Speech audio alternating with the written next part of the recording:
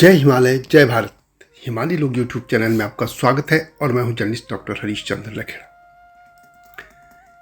नातिन तो रानी बन गई, परंतु नानी और मौसी नानी आज भी पहचान के लिए मोहताज हैं। जी हाँ, मैं बात कर रहा हूं कुमाऊनी और नेपाली की। नेपाली और कुमाऊनी में पोती व नातिन का रिश्ता है। जहां नेपाली तो नेपाल की राजभाषा बन गई और भारत में भी नेपाली या गोरखाली भाषा का आज संविधान की 8वीं अनुसूची में शामिल है, जबकि कुमाऊनी और उसकी सहोदर गढ़वाली आज भी 8वीं अनुसूची में स्थान पाने के लिए संघर्षरत है।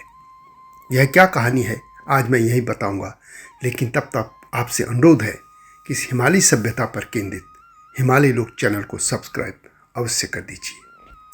आपने डोटियाल या डोटियाली शब्द तो सुना होगा। डोटियाली भाषा जो है वो कुमाऊं के आगे जब नेपाल की सीमा पड़ती है, काली जो नदी है उसके पार, उस पूरे इलाके में डोटियाली भाषा बोली जाती है।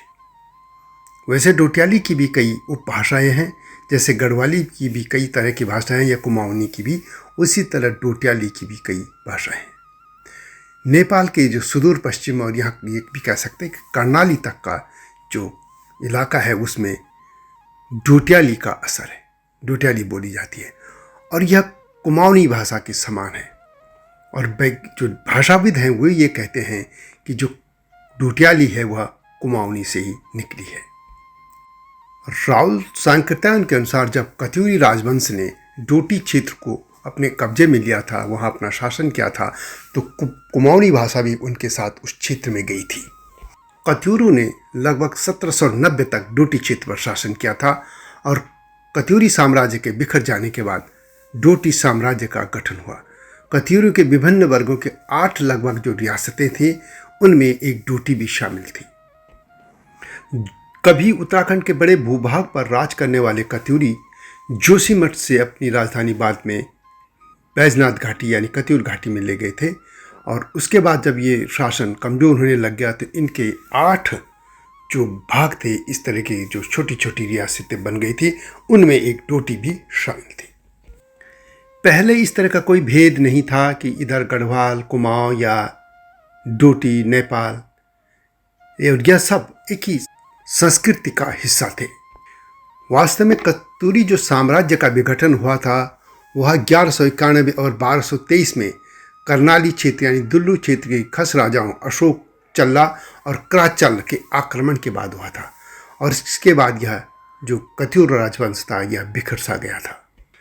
आज के नेपाल का जो कंचनपुर क्षेत्र में एक ब्रह्मदेव मंडी है, वहाँ ये जो मंडी है वास्तव में वो कत्यूर राजा ब्रह्मदेव ने बनाई थी और इससे साबित होता है कि पूरा क्षेत्र जो है कभी कत्यूरों के ही शासन में था। खैर, अब बात करते हैं भाषाओं की। इस बात के पूरे प्रमाण हैं कि जो डोटियाली भाषा निकली है वह कुमाऊनी से निकली है और कुमाऊनी की ही यानी वो उपशाखा है। और ये कह सकते हैं कि कुमाऊनी से निकली डोटियाली कुमाऊनी की बेटी है। और जो नेपाल की राजभाषा है नेपाली, जिसे भारत में गोरखाली भाषा के नाम से भी जाना जाता है, वो डोटियाली से निकली है। वास्तव में जब गोरखों ने पूरे नेपाल को एकीकृत हो गया था नेपाल का, तो वहाँ पे जब राजभाषा बनी थी तो नेपाली, ये जो जिसको खसकुरा भी कहते हैं या जो डोटियाली से निकली थी, उसी से जो निकली भाषा थी वो नेपाल की राजभाषा बन गई। इसी तरह कुमाऊनी की भी एक भाषा है उपबोली, उसको खसपर्जिया कहते हैं। और जो नेपाली है उसको भारत में जैसे गोरखाली भी कहते हैं, लेकिन उससे का एक नाम खसकुरा भी है। वास्तव में यह सब भाषाएं उस महान रेस की थी जिसे खस कहा जाता है और ये खस कश्मीर से लेकर सुदूर नेपाल तो था ही, इसके अलावा ये भी कहते हैं कि ये असम तक इनका कभी बोलबाला था, यहाँ तक कि अभी भी पाए जाते हैं और वैसे ये म्यांमार तक भी खस हैं। नेपाली जो भाषा है वो एक इंडो आर्यन भाषा है और नेपाल की आधिकारिक भाषा है। अब भारत की भी जैसे मैंने पहले कहा 22 जो अनुसूचित भाषा हैं 8वीं अनुसूची में, उनमें से एक है। नेपाली सिर्फ नेपाल में ही नहीं, भूटान में बोली जाती है, भारत में भी बोली जाती है सिक्किम की तो यह प्रदेश की भाषा भी है। इसके अलावा दार्जिलिंग है, पश्चिम बंगाल के जो कालिम्पोंग और ज़िले हैं, अरुणाचल है, असम, हिमाचल, मणिपुर, मिजोरम और उत्तराखंड में भी बड़ी संख्या में लोग नेपाली बोलते हैं। वैसे नेपाल की जो 2011 की जनगणना है उसके अनुसार नेपाल में 123 से अधिक भाषाएं बोली जाती हैं। इनमें अधिकतर इंडो आर्यन और चीन तिब्बती भाषा परिवारों से संबंधित हैं और अधिकतर भाषाएं देवनागरी लिपि में लिखी जाती हैं, जैसे कि नेपाली भाषा भी लिखी जाती है। इसके अलावा यहाँ किरांती है, गुरुंग, तमांग, मगर, नेपा भाषा, नेवा यानी जो नेवारों की भाषा थी वह नेपाल भाषा कही जाती है। गोरखाली तो ये नेपाली भाषा को ही कहते हैं। इस तरह यहाँ पे बहुत सी भाषाएं बोली जाती हैं और जिसे हम नेपाली भाषा कहते हैं उसको सामान्यतः गोरखा भाषा या खसकुरा या खस भाषा या पर्वतिया या गोरखाली या खसकुरा आदि इसके नाम से इसको पुकारा जाता है।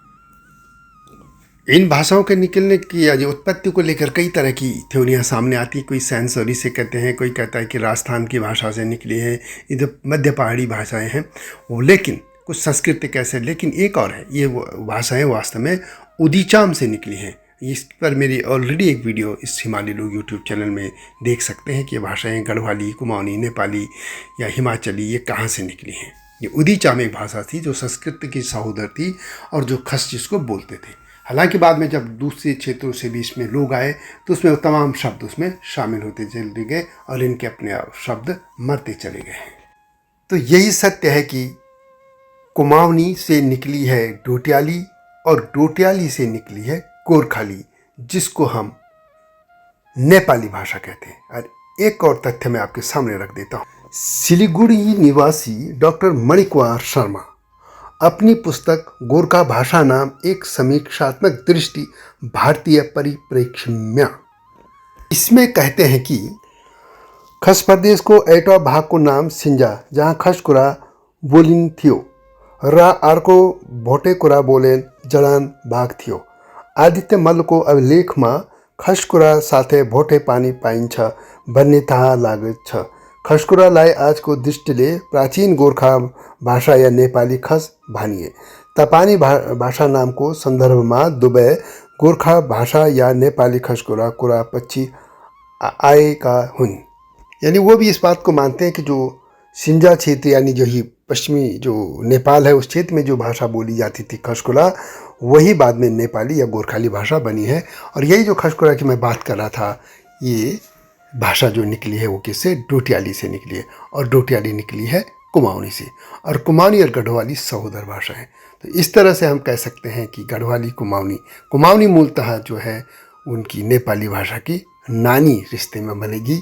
और आज देखिए कि जो नातिन है वो तो नेपाल की रानी बन गई, यानी राजभाषा बन गई। भारत में भी वो 22 भाषाएं हैं 8वीं अनुसूची में, उसमें शामिल है गोरखाली, नेपाली, परंतु गढ़वाली और कुमाऊनी आज भी भारतीय संविधान के 8वीं अनुसूची में शामिल होने के लिए संघर्षरत है। तो यह वीडियो कैसी लगी कमेंट में अवश्य लिखें और हिमालयी सभ्यता पर केंद्रित इस चैनल को सब्सक्राइब करना न भूलना।